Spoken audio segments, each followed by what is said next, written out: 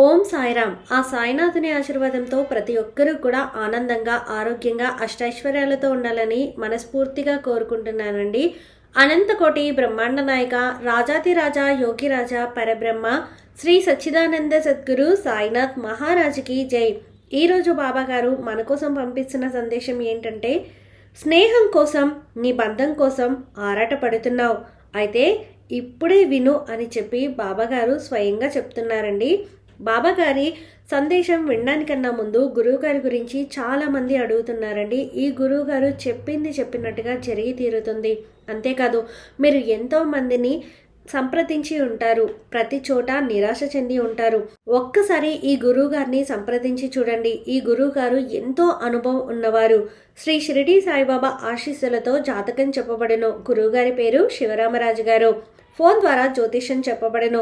Phone number 8519906851. వ్యాపారం, ఉద్యోగం, రాజకీయం, ప్రేమ, పెళ్లి, సంతాన సమస్యలు, భార్యాభర్తల మధ్య కలహాలు, కుటుంబ సమస్యలు, సంతాన సమస్యలు, ఆరోగ్య సమస్యలు, లక్ష్మీ శాంతి, ధనశాంతి లేకపోవట, మీకు ఎటువంటి సమస్యలున్నా పరిష్కారం చేయబడును. ధన వశీకరణం, స్త్రీ వశీకరణం, పురుష వశీకరణం 100% చేయబడెను. ఒక్కసారి గురువుగారిని సంప్రదించి మీ సమస్యలకి పరిష్కారాన్ని తెలుసుకోండి. ఇక బాబాగారు పంపించిన సందేశం గురించి చూస్తే, స్నేహం కోసం, అలాగే నీ బంధం కోసం నువ్వు ఎదురు చూస్తూ ఉన్నావు. నువ్వు ప్రతిసారి కూడా నన్ను నా స్నేహితులే మోసం చేస్తున్నారు, లేదా నా బంధమే నన్ను మోసం చేస్తుంది, నేను ఇంతగా వారిని నమ్మాను కదా, మరి వారెందుకు నన్ను ఇలా మోసగిస్తున్నారు అని చెప్పి అనుకుంటూ ఉన్నావు. ఎందుకు బాబా నా జీవితంలో ఇలాంటి వ్యక్తులని ఉంచావు, నాకు వారిని పరిచయం చేశావు అని చెప్పి నువ్వు నన్ను కూడా నిందిస్తూ ఉన్నావు. నేను నీకు నిజమైన స్నేహాన్ని దగ్గర చేయాలని చూశాను, నిజమైన బంధాన్ని దగ్గర చేయాలని చూశాను. ప్రతి ఒక్కరూ కూడా నీ మీద ప్రేమ, ఆప్యాయత కలిగిన వారిని నీకు దగ్గర చేయాలని చూశాను. కానీ నువ్వు మాత్రం ఎప్పుడూ కూడా తప్పుడు మార్గాలనే ఎంచుకుంటూ ఉన్నావు. నువ్వు చేసే తప్పుడు పనుల వల్ల కూడా ఎదుటివారు ఇబ్బంది పడతారన్న, మిగతా వారిని ఇబ్బంది పెడుతున్న ధ్యాస కూడా లేకుండా నీ పాటికి నువ్వు నీ పనులను చేసుకుంటూ వెళ్తూ ఉన్నావు. నీకు ఉన్నట్టే మనసు ఎదుటి వ్యక్తులకు కూడా ఉంటుంది కదా. నీకు అన్ని మంచి దారులు నేను చూపిస్తున్నప్పుడు కావాలని వెళ్ళి చెడు స్నేహాలని చేసుకుని ఆ తర్వాత నువ్వు ఇలా బాధపడుతూ కూర్చోవడం వల్ల ఉపయోగం ఏముంటుంది? ఎప్పుడూ కూడా నేను నిన్ను ఆ దారిలో వెళ్ళమని చెప్పలేదే. చాలాసార్లు నిన్ను హెచ్చరిస్తూనే ఉన్నాను. నువ్వు చేసే స్నేహం వల్ల నీకు ఆపదలు వస్తాయి, నువ్వు ఇబ్బందుల పాలు అవుతావని చెప్పి నీకు చాలా సంకేతాలని నేను పంపిస్తూనే ఉన్నాను. నీ స్నేహితులు వచ్చేసి, నీ నిజమైన స్నేహితులు వచ్చేసి, అంటే నీ మంచిని కోరేవారు, నీ ఎదుగుదలని కోరేవారు, నీ కష్టాన్ని చూడలేని వారిని నీకు దగ్గర చేస్తూ ఉంటే నువ్వు ఎప్పుడైనా వారి మాట విన్నావా చెప్పు? ఎప్పుడూ కూడా నువ్వు ఎప్పుడూ అలాగే చెప్తూ ఉంటావులే, ఏమైంది ఇప్పుడు నేను వాడితో మాట్లాడితే ఏమైంది, వాడు కూడా మనవాడే కదా అని చెప్పి అలా వెళ్ళిపోయావు తప్పితే ఒక్కసారైనా అరే వీడు చిన్నప్పటి నుంచి నాతోనే ఉన్నాడు కదా, వీడెందుకు ఇంకొకరి గురించి అలా చెప్తున్నాడు, వీడి వ్యక్తిత్వం అలాంటిది కాదు కదా, వీడు ఇంకొకరి గురించి చెడుగా మాట్లాడాడు కదా, మరి ఇప్పుడెందుకు అలా మాట్లాడుతున్నారు అని చెప్పి ఆలోచించావా? ఒక్క క్షణం ఆగి నువ్వు ఆలోచించి ఉంటే ఈరోజు ఈ పరిస్థితిలో నువ్వు ఉండాల్సిన అవసరమే ఉండేది కాదు కదా. ఎప్పుడూ కూడా నీకు సంకేతాలు వస్తున్నాయి అంటే అవి ఈ బాబానే నీకు పంపిస్తున్నాడు అన్న విషయాన్ని నువ్వు గుర్తుంచుకో. ఎందుకంటే నువ్వు చెడుదారిలో వెళ్తూ ఉంటే మొదటగా కంగారు పడేది, మొదటగా నీకు రాబోయే కష్టాలని నీకు దూరం చేయాలి అని అనుకునే వ్యక్తిని నేను. అంటే ఈ బాబా ఎప్పుడూ కూడా నీకు ప్రతి కష్టానికి నీ ముందు ఉండాలి అని చెప్పి అనుకుంటాడు. అసలు కష్టమే నీ దాకా రాకుండా చేయడానికే నేను నీ ముందు నిలబడేది. కానీ నువ్వు నన్ను కూడా దాటుకొని వెళ్ళిపోయి చేతులారా చేయాల్సిన పనులన్నీ చేసుకుంటూ వెళ్ళి తర్వాత బాధపడుతూ కూర్చోవడం వల్ల ఉపయోగం ఏముంటుంది చెప్పు? ఇక బంధం విషయం అంటావా? బంధంలో నువ్వు ఎదుటి వాళ్ళని అర్థం చేసుకోవడంలో నీకు జీవితకాలం సరిపోదు. ఎందుకంటే ఒక వ్యక్తిని అర్థం చేసుకోవడం అనేది సమయాన్ని బట్టి, సందర్భాన్ని బట్టి, పరిస్థితుల్ని బట్టి మారిపోతూ ఉంటుంది. కానీ ఎప్పుడైతే నువ్వు వారిని పూర్తిగా అర్థం చేసుకుంటావో, వారు దేని గురించి ఆలోచిస్తున్నారు, ఎందుకు ఇలా ప్రవర్తిస్తున్నారు, ఇప్పుడు వారికి ఏమైంది, ఇలాంటివన్నీ కూడా నీకు వారు చెప్పకుండానే తెలిసిపోతాయి. ఒక వ్యక్తిని అర్థం చేసుకున్నప్పుడే ఒక వ్యక్తి యొక్క భావాలకి నువ్వు విలువలు ఇచ్చినప్పుడు మాత్రమే ఆ బంధం అనేది నిలబడుతుంది. ఎప్పుడూ కూడా నా మాటే వినాలి, నా మాటే నెగ్గాలి, నేను చెప్పినట్టుగానే నడుచుకోవాలి అనుకోవడంలో అది బంధం ఎలా అవుతుంది చెప్పు? బానిసత్వం అవుతుంది. కానీ బంధంలో నువ్వు ఒకరికి విలువ ఇచ్చినప్పుడే ఆ బంధం అనేది నిలబడుతుంది. నువ్వు ఒకరికి విలువ ఇచ్చినప్పుడు వాళ్ళు నీకు తిరిగి అంతకన్నా ఎక్కువ పెద్ద స్థాయిలో విలువని ఇస్తారు.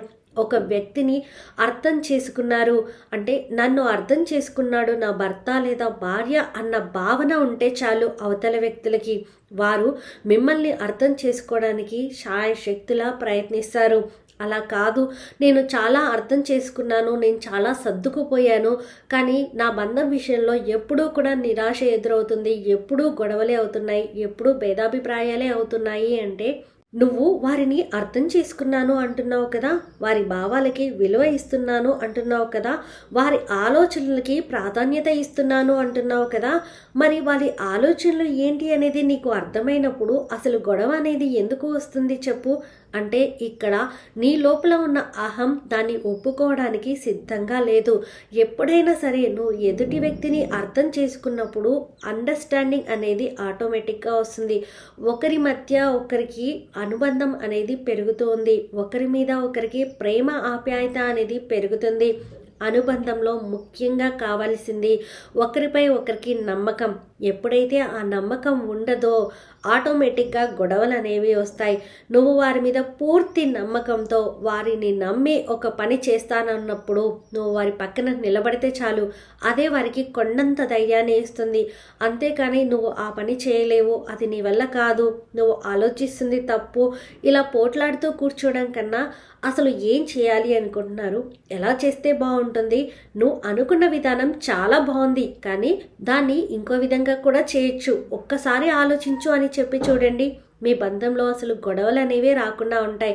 స్నేహం విషయంలో ఎప్పుడూ కూడా నేను నీకు మంచి మార్గాన్నే చూపిస్తూ ఉన్నాను, కానీ నువ్వే అశ్రద్ధ చేస్తూ ఉన్నావు. స్నేహమైనా బంధమైనా ఏదైనా సరే ఒకరి మీద పూర్తి నమ్మకంతో వారిని అర్థం చేసుకోవడానికి ప్రయత్నిస్తూ వారి భావాలకి విలువని ఇచ్చినట్లయితే నీ జీవితం చాలా సంతోషంగా ముందుకు వెళ్తుంది. స్నేహంలో ఎలాంటి ప్రతిఫలాక్ష లేకుండా నీ మంచిని కోరే వ్యక్తులు ఈ ప్రపంచంలో ఉన్నారు అంటే అది స్నేహితులు మాత్రమే. బంధం అంటావా, ప్రాణమైన నీ జీవితమైన ఆ బంధంలోనే నువ్వు చూసుకోవాల్సి ఉంటుంది. బంధం అనేదే లేకపోతే నీ జీవితానికి అసలు అర్థం అనేదే ఉండదు.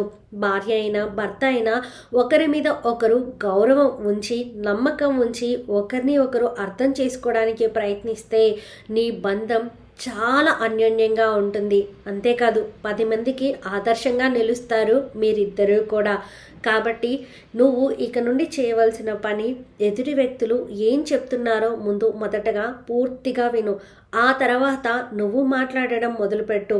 అంతేకాని వారికి అసలు మాట్లాడే అవకాశమే ఇవ్వకుండా మొత్తం నువ్వే చేయాలి అనుకోవడం, నేను వారిని కష్టపెట్టకూడదనే కదా ఇలా చేస్తున్నాను అనుకోవడం పొరపాటు అవుతుంది.